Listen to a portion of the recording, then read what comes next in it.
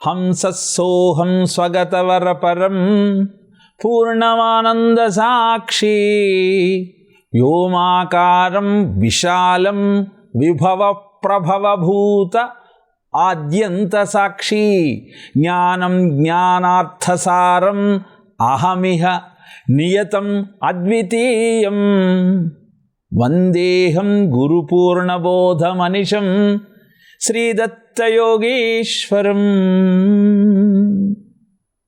అద్భుతమైన జ్ఞానబోధ ప్రహ్లాదునికి చేశారు ఆ దత్తస్వామి ఒక ముని రూపంలో.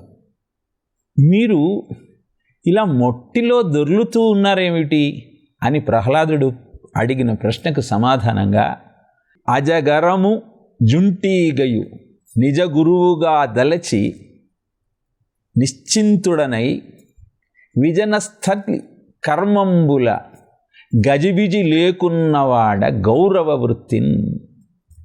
ఈ అజగరము అంటే కొండచిలువ, జుంటీగ అంటే తేనెటీగ, ఈ రెండింటినీ నేను గురువులుగా స్వీకరించానయ్యా. కొండంత దేహం ఉన్నటువంటి ఆ కొండచిలువ ఆహారాన్ని సముపార్జించటం కోసం ఏమాత్రం శ్రమ పడదు. కానీ తేనెటీగ అణువంతే ఉన్న ఎంతో ప్రయాసపడుతుంది.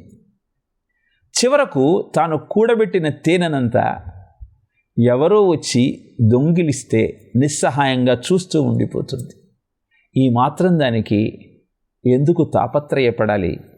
కర్మబంధంలో చిక్కుకొని ఎందుకని అవస్థపడాలి? ఈ విషయాన్ని గుర్తించిన నేను వీటికి దూరంగా ప్రారబ్ధవశాన ఏం దొరికితే దాన్ని స్వీకరిస్తూ జీవితాన్ని గడుపుతూ ఉన్నాను అంటూ తన పరిస్థితికి, తాను గడుపుతున్న జీవనానికి కారణమేమిటో తెలియజేశాడు. ఆ బోధ విన్నటువంటి ప్రహ్లాదుడికి నిజం తెలిసింది, ఆత్మజ్ఞానం సిద్ధించింది. అందుకే కనులు మూసుకొని ఆయనకు నమస్కరించి ఆనందంలో మునిగిపోయి, అనంతరం కనులు తెరిచి చూడగానే అద్భుతమైన ఆ స్వామి రూపం సాక్షాత్కరించింది. అందుకే దత్తాత్రేయుని ఆశ్రయించిన వారికి ఇహము పరము రెండూ సిద్ధిస్తాయి. అద్భుతమైన భోగాలన్నింటినీ అనుభవించి అనంతరం వీటిలో ఆనందం లేదన్న సత్యాన్ని గుర్తించిన ప్రహ్లాదుడు లోకయాత్ర చేస్తూ సత్యం కోసం వెతుకుతున్న సమయంలో ఒక ముని రూపంలో ఆయన ముందు ప్రత్యక్షమై జ్ఞానబోధ చేశారు శ్రీదత్త స్వామి. సప్తమ స్కంధంలో ప్రహ్లాద అజగర సంవాదము అన్న ఘట్టంలో ఈ వృత్తాంతాన్ని అద్భుతంగా వివరిస్తారు. ఇలా అందరికీ బోధనలు చేసేటువంటి దత్తాత్రేయునికి గురువెవరు అన్న సందేహం మనకు కలుగుతుంది. ఎందుకంటే రామచంద్రమూర్తి అవనిపై అవతరించి విశ్వామిత్రుణ్ణి, వశిష్ఠుణ్ణి గురువులుగా స్వీకరించారు. సంపూర్ణ అవతారమైన శ్రీకృష్ణ అవతారంలో కృష్ణుడు కూడా సాందీపని మహర్షిని గురువుగా స్వీకరించి ఆయన శుశ్రూష చేశారు. నబుద్ధిభేదం జనయేత్ అజ్ఞానాం కర్మసంగినాం జోషయే సర్వకర్మాణి విద్వాన్ యుక్త సమాచరన్ అంటుంది భగవద్గీత. అంటే పరమాత్మ అయిన భూమండలం మీద అవతరించినప్పుడు కర్మలను ఆచరిస్తూ సదాచారాన్ని పాటిస్తూ గురువులను గౌరవిస్తూ జీవితాన్ని కొనసాగించినప్పుడే అందరూ ఆ మార్గాన్ని అనుసరిస్తారు. అలా అందరికీ జ్ఞానబోధ చేసే గురుస్వరూపంలో దత్తాత్రేయులుగా ఆ పరమాత్మ అవతరించిన సమయంలో ఆయనకు మార్గోపదేశం చేసిన గురువెవరు? ఇదే ప్రశ్నను యాదవ వంశానికి మూల పురుషుడైన యదు మహారాజు అవధూత రూపంలో ఉన్నటువంటి ఒక మునిని ప్రశ్నిస్తాడు.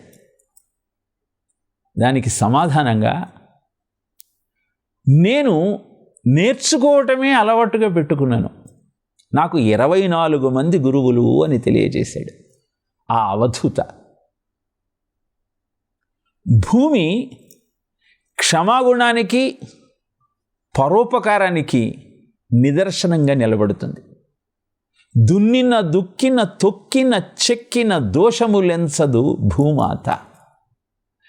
తవ్వి కట్టడాలు నిర్మించిన, అనునిత్యం తొక్కుతూ ఆ భూమి మీద సంచరిస్తున్న నీకు కావలసిన ఫలితాలని అది అందజేస్తుంది. అలానే కొండల రూపంలో, నదుల రూపంలో నిన్ను కటాక్షిస్తూ ఉంటుంది. అంటే ఎవరు ఏమి చేసినా క్షమించేటువంటి క్షమాగుణము, కేవలము క్షమించటమే కాకుండా ఉపకారం చేసేటువంటి తత్వము కలిగినది భూమి. సహనం సర్వదుఃఖానాం అప్రతీకారపూర్వకం చింతాలాప విరహితం సా తితిక్షాని గజ్యతే అంటాడు వివేక చూడమణిలో ఆదిశంకరులు. అలా తితిక్షతో క్షమను, పరోపకారాన్ని కలిగిన భూమిని నేను గురువుగా స్వీకరించాను. అలానే వాయువు నా లోపల సంచరిస్తూ బయట అంతా వ్యాపించి ఉన్నటువంటి ఈ వాయువును చూసి నేను 2 విషయాలను నేర్చుకున్నాను. ఒకటి నిస్సంగత్వం, రెండవది నిర్లేపత్వం. లోపల ఉన్న ప్రాణవాయువు ఆహారాన్ని స్వీకరించినా ఆ దోషాన్ని ఏది తాను పొందదు. వెలుపల ఉన్న వాయువు అంతా సంచరిస్తూ ఉన్నా, అన్నింటినీ స్పృశిస్తున్నా వాటి లక్షణాలను తాను ఆపాదించుకోదు. ఈ వాయువు నీలో ఆగిన మరుక్షణం యావత్ పవనో నివసతి దేహే తావత్ పృచ్ఛతి కుశలం గేహే గతవతి వాయౌ దేహపాయే భార్యా బిభ్యతి తస్మిన్ కాయే. నీలో ఉన్న ఈ ప్రాణశక్తి నడుస్తున్నంతసేపే అందరూ నిన్ను గౌరవిస్తారు. అది ఆగిన మరుక్షణం నిన్ను కాటికి తీసుకువెళతారు. కనుక ఆ ప్రాణశక్తిని గురువుగా స్వీకరించి బ్రతికినంత కాలము నిస్సంగత్వము, నిర్లేపత్వాన్ని ఆధారంగా చేసుకొని జీవితాన్ని గడపాలని నిశ్చయించుకున్నాను. కనుక వాయువు నాకు గురువు. అలానే ఆకాశం సర్వవ్యాపితమై ఉన్నది. కుండలో ఆకాశమే, బయట ఆకాశమే, అంతా వ్యాపించి ఉన్న అన్నిటికీ ఆధారమైన తాను వాటిలో ఎలాంటి పాత్ర పోషించదు. పృథ్వీ, ఆపహ, తేజు, అగ్ని ఇవి అన్నీ కూడా ఆకాశంలో మేఘాలుగా మారి వర్షాన్ని కురిపిస్తాయి. కానీ ఆకాశం మటుకు ఎలాంటి వికారము లేకుండా సర్వవ్యాపితమై ఉంటుంది. అందుకే ఆ ఆకాశం నాకు గురువు. ఇలా పంచభూతాలను నేను గురువుగా స్వీకరించాను. అంతేకాదు, ఏనుగు నాకు గురువు. ఎలా నాకు గురువు అని నువ్వు ప్రశ్నిస్తే సమాధానం ఒక్కటే. ఏనుగులో స్త్రీ లాలిత్యము, లౌల్యము ఉన్నది. అందుకే ఏనుగును బంధించాలి అంటే వేటగాళ్ళు ఒక గొయ్యి తవ్వి దాని మీద కనపడకుండా ఆచ్ఛాదన కప్పి ఒక ఆడ ఏనుగు బొమ్మ ఉంచుతారు. అది నిజమైన ఏనుగు అని భ్రమసి ఏనుగు పరిగెత్తుకుంటూ వెళ్ళి ఆ గోతిలో పడి బందీ అవుతుంది. అలానే జీవుడు కూడా స్పర్శ సుఖం కోసం పరితపిస్తూ ఈ సంసారం అనే సాగరంలో బందీ అయిపోతూ ఉన్నాడు. అందుకే ఏనుగును చూచి నేను ఎట్టి పరిస్థితులలో ఈ స్పర్శ సుఖానికి లొంగకూడదు అని నిశ్చయించుకున్నాను. ఒక ఆడ ఏనుగు వెంట మగ ఏనుగు పడితే ఇంకొక మదగజం ఈ మగ ఏనుగు కంటే బలమైనది ఈ మగ ఏనుగును వెంటాడి వేటాడి జయించి మరి ఆ ఏనుగును సొంతం చేసుకుంటుంది. ఇలా భౌతిక సుఖాల కోసం వెంపర్లాడే తత్వము కలిగినటువంటి ఏనుగును చూసి సంసారం నుంచి బయటపడాలి అంటే స్పర్శ సుఖాన్ని వదులుకోవాలి అన్న సత్యాన్ని గ్రహించాను. చేప ఏ దోషము లేని ప్రాణి. దానికి ఉన్నదల్లా ఒక్కటే, జిహ్వ చాపల్యం. జాలరి వేసిన వానపామును చూసి ఆహారమని భ్రమిసి తిందామని ఆ గాలానికి చిక్కి ప్రాణాన్ని కోల్పోతుంది. చేపను గురువుగా స్వీకరించి నా జిహ్వ ఇంద్రియాన్ని నియంత్రించుకోవాలన్న సత్యాన్ని నేను గ్రహించాను.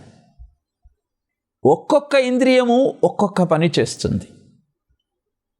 ఒక్కొక్క పని చేసే ఇంద్రియము వల్లనే ఇంత ప్రమాదాలు జరుగుతూ ఉంటే జిహ్వ ఇంద్రియము జననేంద్రియము రెండు పనులు చేస్తాయి. జిహ్వ ఇంద్రియము మాట్లాడుతుంది, తింటుంది. మరి ఈ ఇంద్రియము ఎంత ప్రమాదకరమైనది ఈ విషయాన్ని గుర్తించాను. నిజానికి జిహ్వ నువ్వు గెలవగలిగినట్టయితే లోకాన్ని జయించవచ్చు. మౌనంగా నువ్వు ఉండగలిగితే మహిమను సృష్టించవచ్చు. ఒక యోగి 12 సంవత్సరాలు హిమాలయాల్లో తపస్సు చేసి స్వస్థలానికి వచ్చాడు. అలా వచ్చిన యోగిని అందరికీ పరిచయం చేయాలని పరిచయకర్త హిమాలయాలలో 10 సంవత్సరాలు తపస్సు చేసి మన దగ్గరకు వచ్చిన ఈ మహానుభావుని దర్శనము మనకు పూర్వజన్మ సుకృతము అని తెలియజేస్తూ ఉంటే కోపంతో ఊగిపోయాడు ఆ మౌనయోగి. నేను 12 సంవత్సరాలు తపస్సు చేస్తే మీరు 10 సంవత్సరాలనే చెబుతున్నారు అంటూ తన మౌనమును తక్కువ చేసి చెప్పినందుకు ఉడికిపోయాడు. ఇంకా ఏమి ప్రయోజనం? మాట్లాడాలన్న తపన, నిన్ను నువ్వు ప్రకటించుకోవాలన్నటువంటి ఆలోచన నీకు ప్రమాదకరంగా పరిణమిస్తుంది. ఈ విషయాన్ని చేపను చూసి నేర్చుకున్నాను.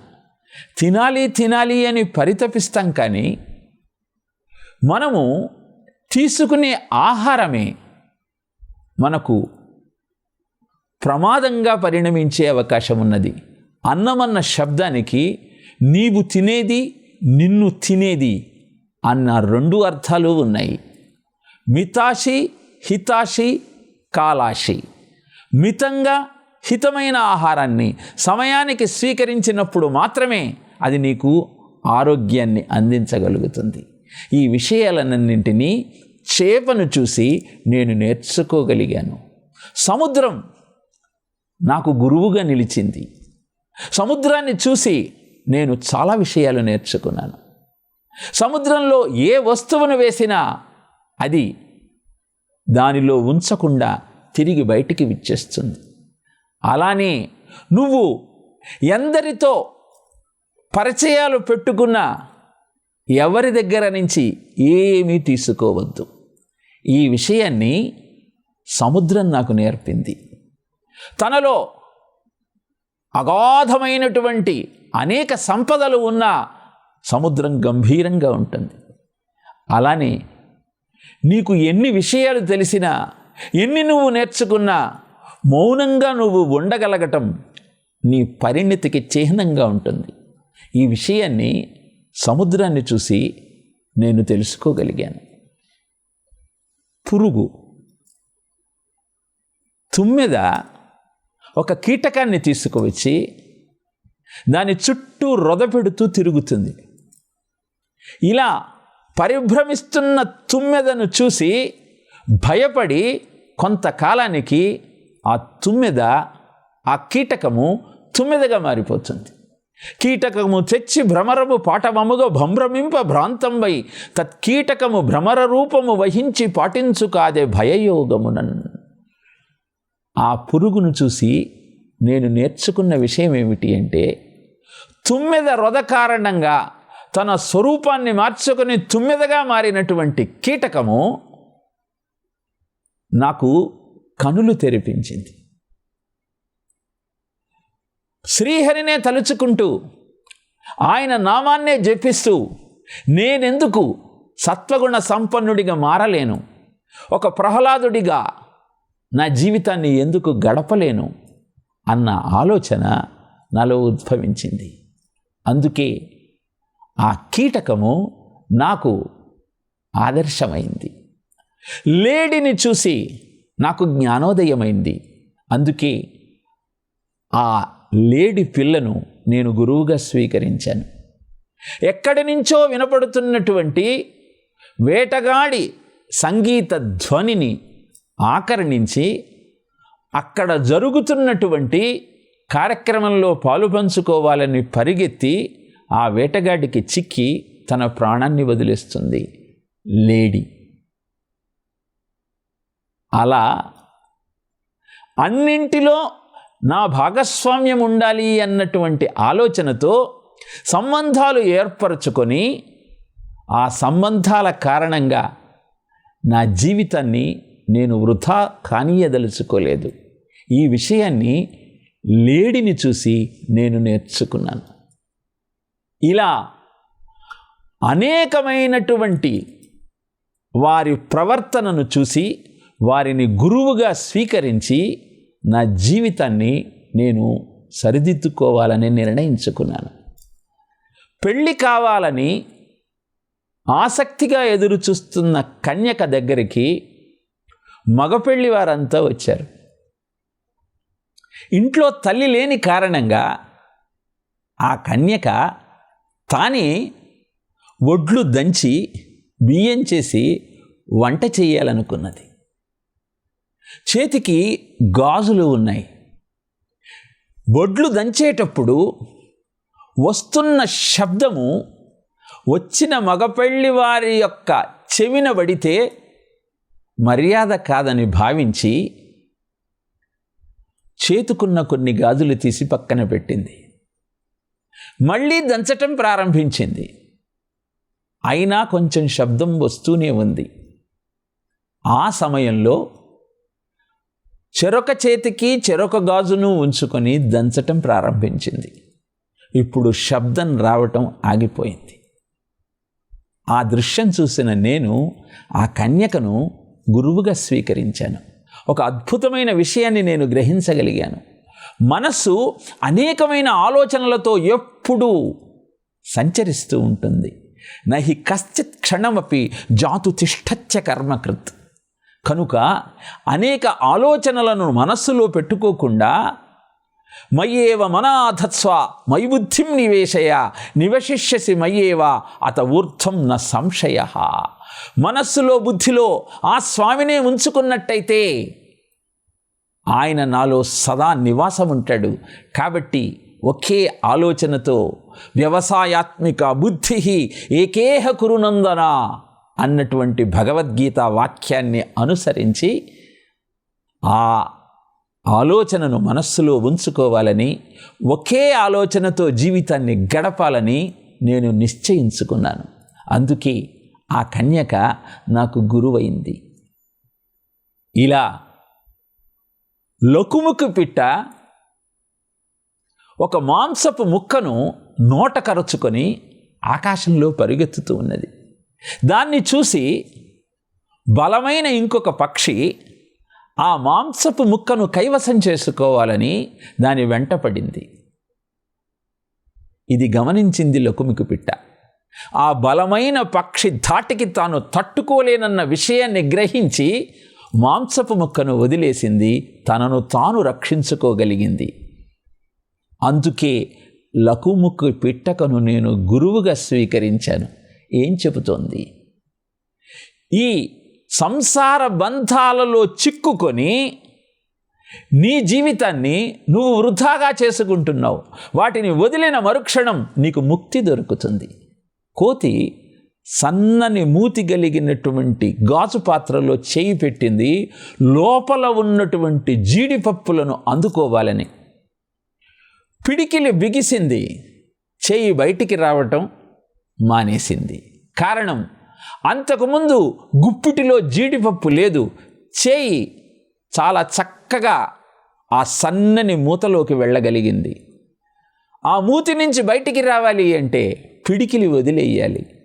అందుకని కోతి పిడికిలిని వదలక చేతిలో ఆ గాజు పాత్రను ధరించి తిరగటం ప్రారంభించింది. అది చూసి అనేకమైన కోతులు దాని వెంట పడ్డాయి. మన జీవితం కూడా అలానే ఉన్నది. బంధాలలో చిక్కుకొని వాటి నుంచి బయటపడలేక వాటి భారాన్ని నెత్తిన పోస్తూ మనం సంచరిస్తూ ఉన్నాం, దానిలో కూరుకుపోతూ ఉన్నాం. ఈ సత్యాన్ని లకుముకి పిట్ట ద్వారా తెలుసుకున్న నేను, యోగి యుంజీత సతతం ఆత్మానం రహసి స్థిత ఏకాకీ యతచిత్తాత్మ నిరాశీర పరిగ్రహ అన్న విషయాన్ని గ్రహించాను. యోగి అయిన వాడు యుంజీత సతతం నిరంతరము పరమాత్మ ఆలోచనతో మాత్రమే జీవితాన్ని గడపాలి. నిరాశి, దేనిని ఆశించకూడదు. అపరిగ్రహ, ఏమీ తీసుకోకూడదు. ఏకాకి, ఎప్పుడూ ఒక్కడే ఉండే ప్రయత్నం చేయాలి. యతచిత్తాత్మ, దృఢమైన చిత్తంతో జీవనాన్ని గడిపే ప్రయత్నం చేయాలి. అప్పుడే సత్యము, నిత్యము, శాశ్వతము అయినటువంటి ఆ పరమాత్మ సాయుధ్యం సొంతమవుతుంది. అందుకే లకుముకి పిట్ట నాకు ఆదర్శంగా నిలిచింది. ఇక పింగళ అనేటువంటి ఒక వేశ్యకన్య ఉన్నది. ఆమెకు ధనవాంఛ, కామవాంఛ అధికంగా ఉన్న కారణాన రోజు విటులను ఆకర్షిస్తూ ఉండేది. ఒకరోజు ఎంత నిరీక్షించినా ఒక్క విటుడు కూడా రాలేదు. చూసి చూసి అలసిపోయినటువంటి ఆ పింగళ, ఈ ధనము, కామము, వీటి మీద ఆశ నా జీవితాన్ని నరకప్రాయంగా మారుస్తూ ఉన్నాయి. కాబట్టి వీటి నుంచి బయటపడాలి అని నిశ్చయించుకుంది.